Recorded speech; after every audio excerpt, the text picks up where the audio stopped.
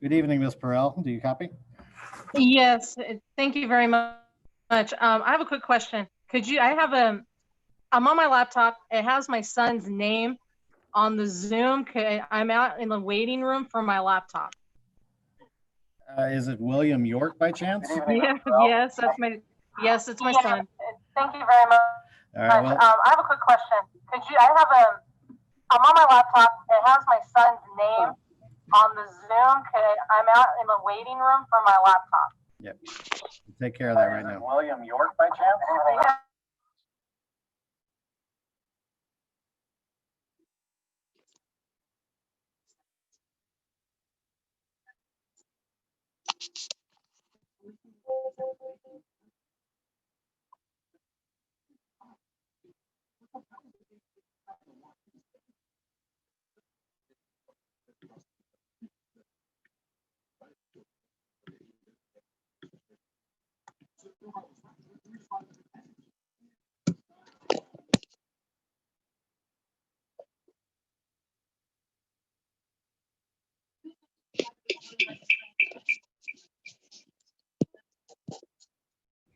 Okay, Ms. Perrell, I let William York in and I changed the name to Mrs. Perrell on that one. Thank you very much. I shouldn't have a problem on the next board meeting, I promise. Nah, no worries. We'll figure it out.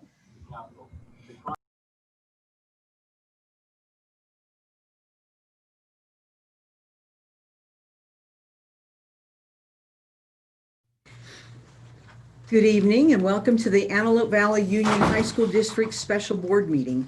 Please be advised that the Board of Trustees are participating in this special board meeting with teleconferencing. The meeting is being recorded and all actions will be taken by a roll call vote. I would like to ask board members to respond to the following questions as I call your name. Are you able to hear our proceedings on your end? Mr. Johnson? Yes, ma'am. Thank you. Ms. Perrell? Aye. Thank you. Dr. Ruffin? Yes. Thank you. Mr. Rush? Yes. Yes, and Ms. McGrady, yes. Please stand and place your right hand over your heart. Ready, begin. I pledge allegiance to the flag of the United States of America and to the republic for which it stands, one nation, under God, indivisible, with liberty and justice for all. Thank you. We are at number 2. If you're following along, these are public comments from AVTA. Mr. Dan Shy. Mr. Shy? Good evening. Yes, can you hear me, Ms. McGrady? I can, thank you. I just a couple of comments. I see the MOU outlining how we're operating is back on the agenda. With Mr. Rush being here, I assume that it will pass, and we look forward to having that set in stone. Also on the item C of under 3, the purchase of the Promethean boards. I just want you to know that this particular type of technology has been very popular with my people since it was put in back in 08, 09, whenever it was. I think this is a very forward-looking purchase because I really can't see us ever transitioning back to a completely in-school model. And I think the purchase of this with the money that was allocated is a very wise choice. And I hope this happens. You know, to put a Promethean board in every classroom really sets us apart and sets us up for success in the future. So that's all I have tonight. Thank you, Mr. Shy. Mrs. White from CSEA. Good evening. Good evening, Board Clerk, Ms. McGrady, board members, student board member, Mr. Johnson, Dr. Vieira, board cabinet, Mr. Furno, and Ms. Orozco.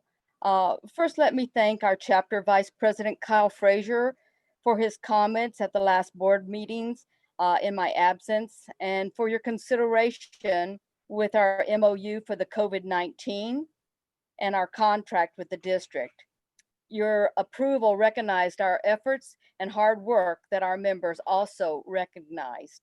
With tonight's agenda, I'm glad to see AVTA's COVID-19 MOU before you.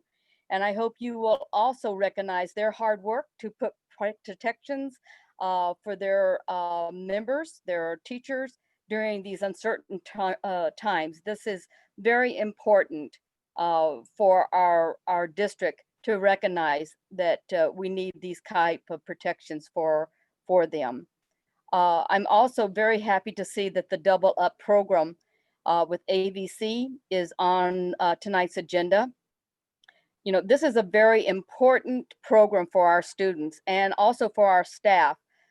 This will help them to excel in their efforts to meet their educational expectations and gives them a very good feeling for higher education. And our students really will benefit from this program. And I also hope that you will also recognize that. I do want to express not only for me, but as well as everybody else in our valley as we experience these horrible fires that are engulfing our valley. And also for those people, those families. I know of students in our site, as well as retired teachers, retired classified employees that have lost their homes within the last couple of days. This is devastating to our community, especially with COVID-19, and we pray that they will be able to rebuild and they have not lost any family lives in this horrible disaster. Once again, I do hope that these things that are on the board agenda tonight will be met favorably. And I do hope that you have a good week and that you are keeping safe during COVID-19 as well as our unhealthy air qualities. And with that, I bid you good night. Thank you, Ms. White. We appreciate you being here this evening. We do not have any public comments from the floor on agendized items, so we move forward to 3, the Educational Services Action Item. It is recommended that the Board of Trustees adopt the 2020-21 Learning Continuity Plan, LCP, for the Antelope Valley Union High School District. May I have a motion? Motion. Thank you, Ms. Perrell. A second? Second. Thank you, Mr. Rush. Do we have any discussion? Yes. Okay. I just wanted to bring to the board's attention that the LCAP, as it's situated in our agenda, we are looking at the LCAP for the Learning Continuity Plan. I don't know if you all took any special attention to. It's really the Learning Continuity Plan and Attendance Plan. If you look under, there's only one place that was mentioned under this continuity plan, under staff responsibilities, roles and responsibilities, where this current plan outlines the attendance piece. And in that piece, it is talking about community attendance workers, and it's speaking only in that place that they are calling our students who are distance learning. And I read through this several times and I did not see anything about, anything specifically about an actual attendance plan. I didn't see anything that spoke to any SARB efforts, which is the Student Attendance Review Board team, or any type of wellness checks or wraparound checks or follow-ups with our students, if that was something that was considered. So I do want to just bring that to the board's attention, that this plan is not just the LCP, it is actually a learning continuity and attendance plan. Also, we had I'm not sure if you guys got it, but I received an email from a community member. I'm not sure if the community person wanted it sent to other board members. I saw that it was sent to me. I don't know if you guys were blind copied on it, but there were questions in that email to me about the arts information. And what I responded back to that community member was that this plan was more specific about COVID funds and spending. I also encouraged this community member to make her concerns known to the entire board. And I see that she did not send those opinions up. So I don't want to put her on blast and send it out there. But I did let her know that under normal circumstances, because this was more of a pandemic concern, that the academic and the arts spending is normally addressed under the traditional LCAP. So I'm not sure if any other board members received that same correspondence that I did, but I did receive it and I do have it and I am more than willing to share. But I wanted to bring this to the attention of the board that this plan is also supposed to address how we dealing with the attendance piece of our students as well. That's all my comments. Thank you, Dr. Ruffin. Mr. Meehan or Dr. Kelly, would one of you want to talk about the attendance plan? Sure, and Dr. Kelly can elaborate a little more, but the attendance requirements, both the recording and the expectations for the students and the schools are outlined pretty clearly in SB 98, which has been kind of the driving document. Dr. Kelly, do you have any additional information on this? Sure, because this isn't, this is the first time that this plan has come together. And like I said, it made the deadline that that legislation required of it. And so to find some of those answers, they end up in different areas. And so attendance isn't traditionally acquired. It's more of the participation and then learning. And so that's spelled out in both the at school and distance learning areas. But in terms of reaching out to students who aren't participating in their education, that's going to be more spelled out in the pupil and family engagement and outreach section, where we have mechanisms very similar to our MTSS model, where there's a tiered approach. And so they're running reports about who's logging into their Google Classrooms. We can run those reports independently of the teachers, but we can also do it if teachers make recommendations of students who aren't participating. And then we basically attack it from multiple levels. Usually it starts with a phone call and email. There are situations where sometimes the community attendance worker is sent out. That's often just to make sure that they have the technology that they need.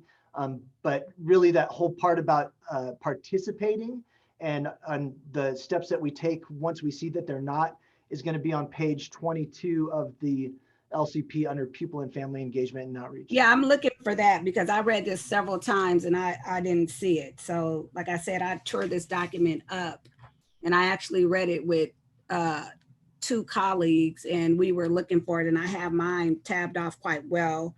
And I only see under staff roles and responsibilities under the third line where it mentions attendance workers. So if you can direct me to where you're speaking right now, so I can see that where it talks about attendance, because I don't see that in this document. Sure. So again, each section of this document answers a specific question. So absolutely. Were you talking about what you just said about the attendance plan? Okay, so let me start with staff roles and responsibilities. That major part is because we knew that jobs are going to change based upon the needs of the students and families that we're serving. And so right. No, I'm sorry, Dr. Kelly. I don't, just for clarification, I understand this document very well. I'm not asking for you to give me a summary of the document. I just would like to know clearly in this document, where are we addressing the attendance plan? And I'm just saying, based off of what I read and what I'm clear about is just this, it seems like it's just one statement here. I know that you guys were under a lot of pressure and I do believe that you all did a great job versus from what you presented. And I do see that you put the learning continuity plan and I see that we left off the A because we ignored the attendance. And it's clear that we didn't really massage that area. And I know that you guys were under a lot of pressure to get this out. And this is one of the reasons why we're having a special board meeting. So I do understand that and I recognize that pressure. And I did hear that there was another space, SB 98, where we address attendance. So I'm looking at that under, it's right behind 3B. It says 2020 Learning Continuity Executive Summary, and it has the learning continuity and attendance plan required by Senate Bill 98. Even on there, it doesn't have a summary for our school district with the attendance plan. So I'm just wondering if we're going to put that attendance piece in here later, if that's a go, or is that something we're moving toward? Okay, so a lot of points to cover there. The removal of the A in the plan was actually recommended by the CDE because it spelled the same acronym as the Local Control and Accountability Plan. And so as to not confuse people between that plan and this plan, they recommended that we call it the Learning Continuity Plan because attendance is mentioned multiple times throughout the document. And again, I'd make the same statement that there's not just going to be one spot that talks only about attendance. Attendance is going to be part of the at home distance learning model. It's at school learning model.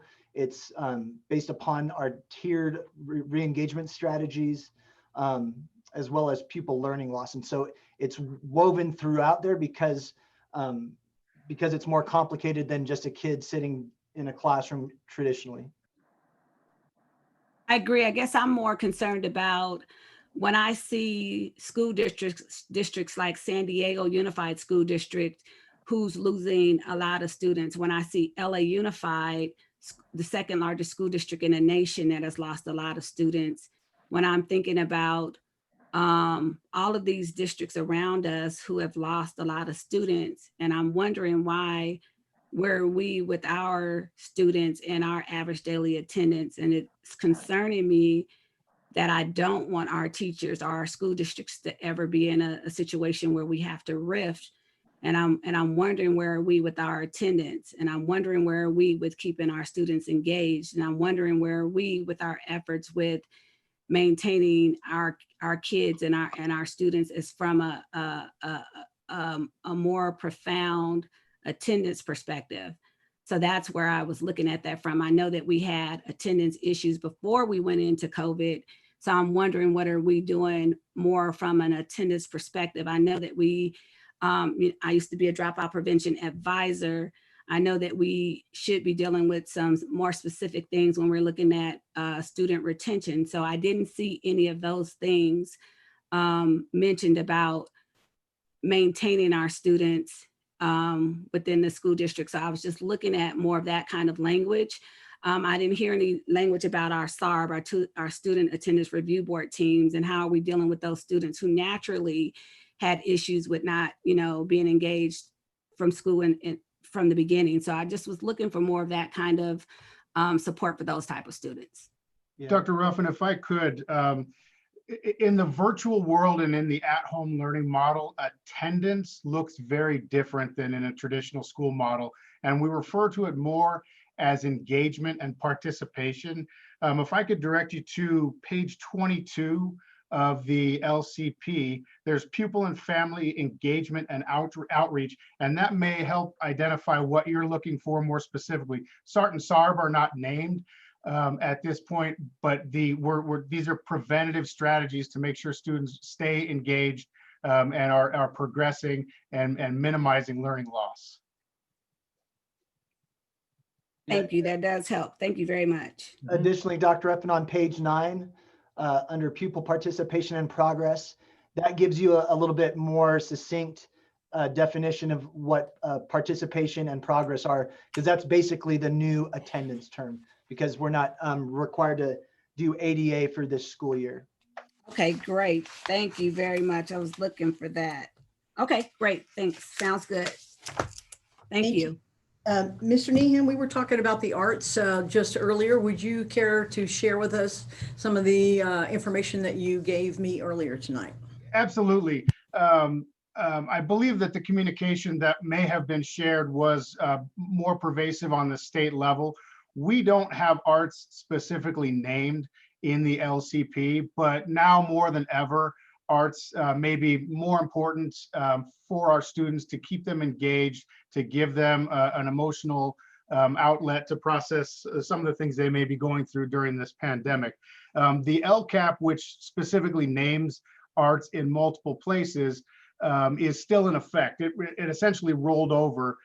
We didn't have a new LCAP this year. So all of those commitments on behalf of the district are still in place. And we have already leveraged some of the learning loss mitigation dollars towards continuing with the arts, and that would be in the form of supplies, paints, paintbrushes, medium that were bagged and sent home with the students so they can continue with their art learning. We have musical instruments checked out to students. We've invested in some software that allows people to perform virtually, and then it synchronizes everything. So when it comes out on the back end, it is all in tune and in concert or in chorus with the conductor. So we still recognize the importance of the arts, and we're still committed to the arts as evidenced by our participation for the third year in the County Arts for All program and our financial support for it. And again, more important now than ever before.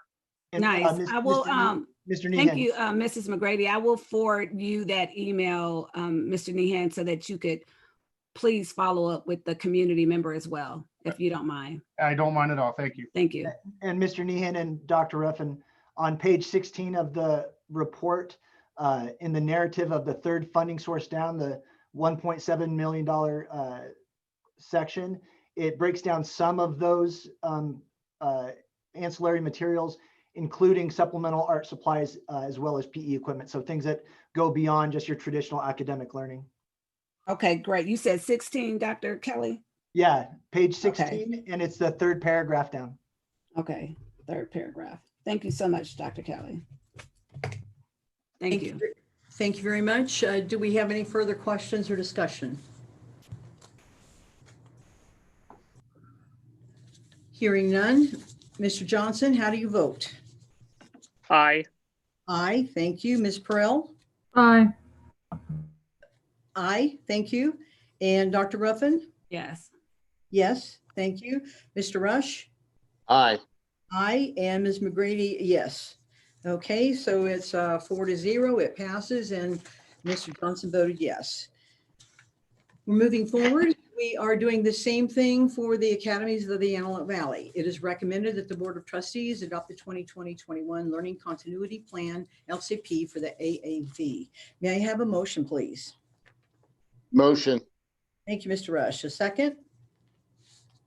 Second. Thank you, Ms. Perrell. Any discussion?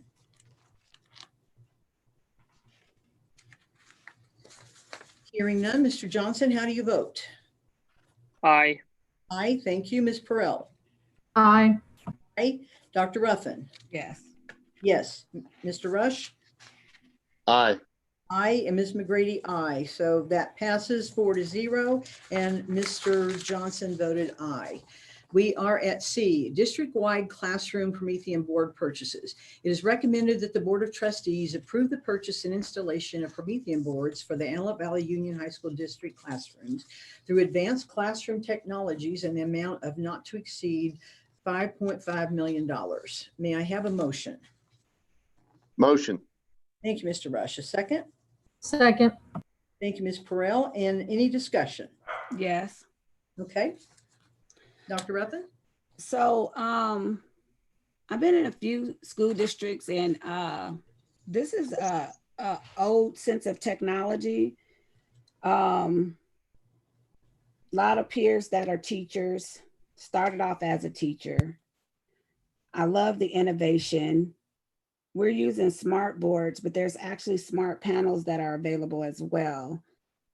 There's newer technology that is out, and I don't know if we've compared it. I don't know how many, have we looked at some data to see how many of our teachers are willing to use this type of technology. I know a lot of our teachers not teachers in the Antelope Valley, but I'm reading a lot of information about teachers refusing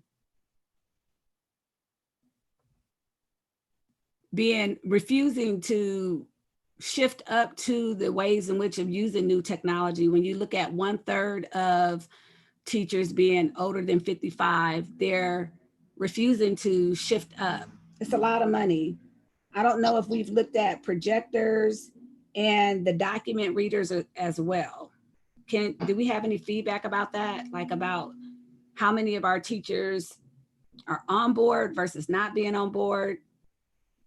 Dr. Ruffin, this is Greg Nean. We didn't poll our teachers specifically. However, the broad majority of teachers, as evidenced by Mr. Shai's comments this evening, are in support of this. And with regards to the age of the technology, we started using Promethean interactive whiteboards back in 2008, but the technology has progressed pretty significantly. They went from interactive whiteboards to interactive panels, and now they've become so much more than just a whiteboard or a panel. So right. I've developed a presentation. I'm happy to go through that if you'd like to see that and see if that answers any of your questions. It's up to all of you as a board. Yes, please. I'm sorry. I just jumped right into discussion and went right past your presentation. Mr. Nehan, please forgive me. We would love to hear it. Thank you. Sure. So as we've been talking about the multiple different ways that we need to support our students since March 16th, when students were all sent home from at-school learning due to the pandemic, our staff, our teachers, and our students have done an amazing job of adapting to the virtual or online learning environment, and they continue to develop their skills. Our teachers have been had technology thrust upon some of them that weren't technology users, that now are very proficient with a lot of the systems that we use. Can I get the next slide, Mr. Allen? So we've been working with the at-home learning model. We're all very familiar with the at-school learning model where everyone is back. What we need to do is develop a way to support a blended learning model where some of our students are at home and some of our students are in the classroom. And we feel that putting these interactive panels in the classrooms is the most logical step. Next slide, please. Is the most logical step. We need to create a seamless learning environment where kids in two separate places, both in the virtual world and then in the physical classroom, are learning the same thing at the same time. Our goal is to create these environments. We need to support our teachers and our students and make sure that we maintain the highest quality of instruction possible. Next slide. So this is a kind of an illustration of that. You see students in the classroom socially distanced, and you see the students at home. Everyone is seeing the same thing on their devices. So the students in the classroom will see the panel physically with their eyes. They'll also have this broadcast onto their devices. Same thing at school, as well as having the teacher video cast not just the board, but what she's doing and what may be going on in the classroom. So those two pieces together create that meeting space in the virtual world where everyone is seeing the same thing at the same time. Next slide, please. So we started with Prometheans in the district in 2008. We've cycled through a number of the versions back, as Dr. Ruffin stated, that these were originally whiteboards, and they were literally whiteboards that a projector cast upon. Then they've gone to panels, and now they're fully integrated touch screen with all of the Google Educational Suite embedded in them. So we have 237 boards currently. Better than half of our teaching staff are currently Google certified as certified educators.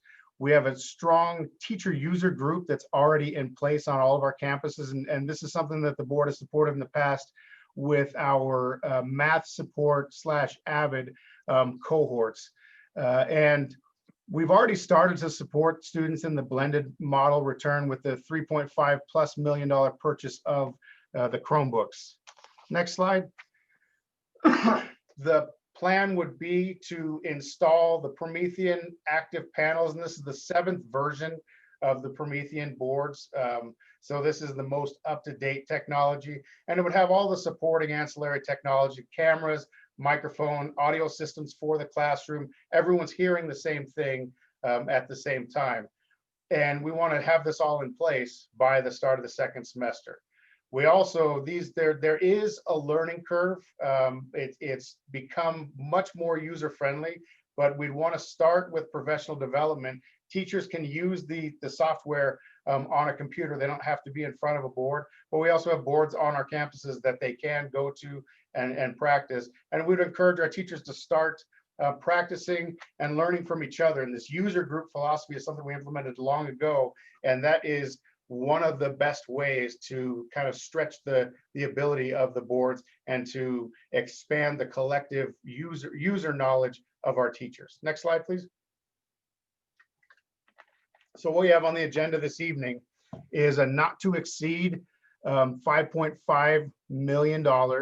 And what that would cover is 575 additional panels, and that would be enough for all classrooms in the district. And then all of the supporting technology that goes along with it, the installation of all technology, as well as some ongoing professional development. And from Promethean, we would have a dedicated district education consultant, and they would essentially be our facilitator and our organizer for professional development within the district. And that would, the first year of that is included, and we would have to determine at a later date if that's something we wanted to continue. So we feel that this is a good use. Next slide, please. A good use of the learning loss mitigation funds. It's the continuation of the Chromebook purchases that we have in campus, and it connects students at home, students in the classroom, and the teacher in a single space really seamlessly. Speaking to these dollars with the learning continuity plan, there's been $22 million allocated specifically to support our students in these learning models. The uses are restricted, and the Prometheans will fit that application. And there is also a very short timeline of having to have all this money spent by December 30th of this year. So kind of in summation, we feel that this is a great way to bridge the gap, or to bring everyone together, same place, same time, when we're able to bring students back on campus. However, not all students at the same time. So supporting that blended learning model, this is the best way to do it. And with that, I'm happy to answer any questions. Next slide. Thank you. So this means that teachers would have to be on campus, right? Well, teachers will have to be on campus when we return to the blended learning model, because they'll have students in their classroom. Right, So but I mean, in order to use these boards, they have to be on campus. in order to use the board physically, yes. However, the software is currently available. It's browser based, so they can access the software, begin developing lessons, or some of the professional development. Some of it you need to be on campus, which we have a number of our staff on campus teaching from their classrooms today anyway. So the actual technology, the actual Promethean boards is the actual board, but the LMS is a different platform that allows them to project the technology from wherever they are if they're at their home, right? So the Correct. LMS. Not quite an LMS, but it's a proprietary software that works in conjunction with the board. Okay, great. And then the other question is, have we looked at any other comparable? I mean, I know that, I've spoken to some other board members at other districts to see what they're doing and other innovative technologies that they're using. What is the annual upkeep for this technology? I mean, right now we have this COVID money, but what is the upkeep for the district? What does it cost the district to maintain this as we go forward?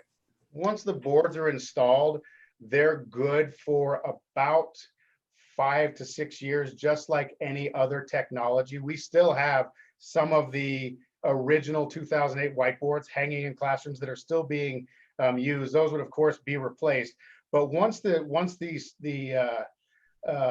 boards are installed, there's no ongoing fee or maintenance of them. But what we would want to do is continue to support professional development for teachers who are looking to push themselves further, to extend the limits of the uses of the board. But then also for new teachers that come into the district, we would want to continue that professional development with them. So that would be the only cost. I don't have an estimate on that. Thank you. Any other? Do we have any, I'm sorry, Mrs. McGray, do we have any cost of like, how much is a projector and a document reader per teacher? Like how much would that cost? It would be significantly less. We already have projectors in all of our classrooms. We already have document readers in a number of our classrooms, but they don't provide the same opportunities for all students to engage and learn.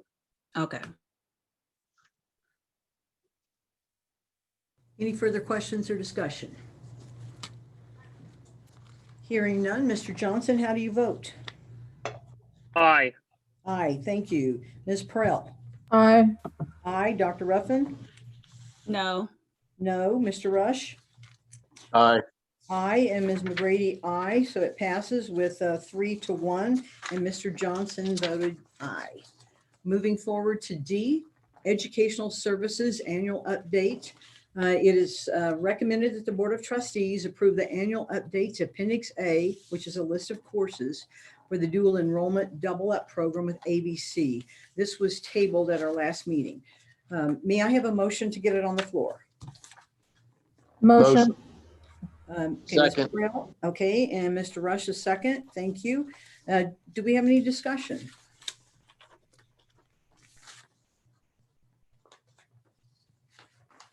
Any questions?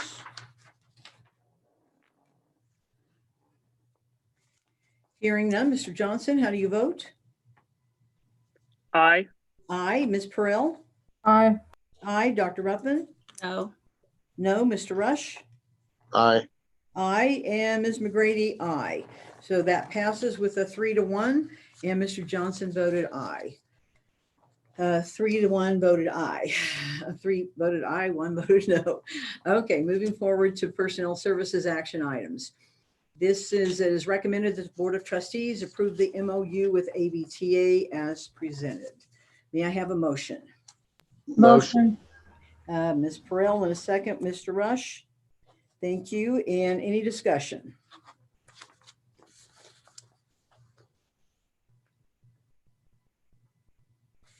Hearing none. Mr. Johnson, how do you vote? Aye. Aye. Ms. Perrell?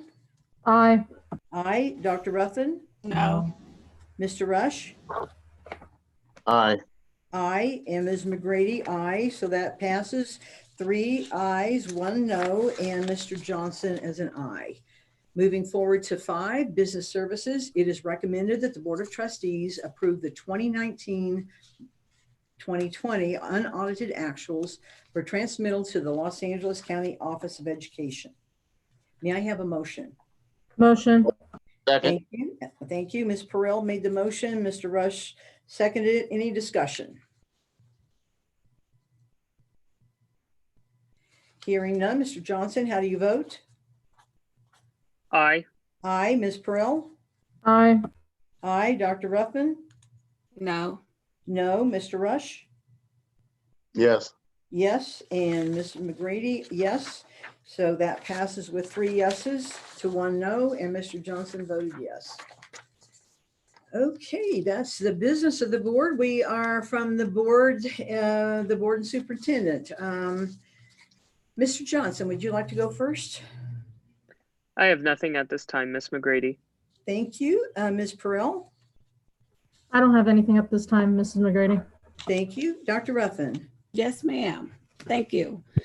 I would like to send prayers to all the families impacted by the Bobcat fires, to the families on the east side of Palmdale, Little Rock, Juniper Hills, our students, the 170 plus firefighters, the 2 super scooper planes that I saw yesterday, all of the sheriffs, the Red Cross staff, and Dr. Vieira for getting Mr. John Howley from the Red Cross The dumpster requested to support the East Side Bobcat Fire evacuees at Palmdale High School. He actually also said that they needed some trash bags too, Dr. Vieira, if you could support that. Thank you, and our prayers go out to you and your families during your time of displacement. For many of us in East Palmdale, we too are only minutes away from being evacuated. These are really trying times like this when our communities must come together and be united as one, not divided. I had a chance to listen to some of the stories of the loss of our Antelope Valley neighbors who lost everything in the fire. One resident said she lived here for 20 years. I thought about how long I lived here, a little more than she.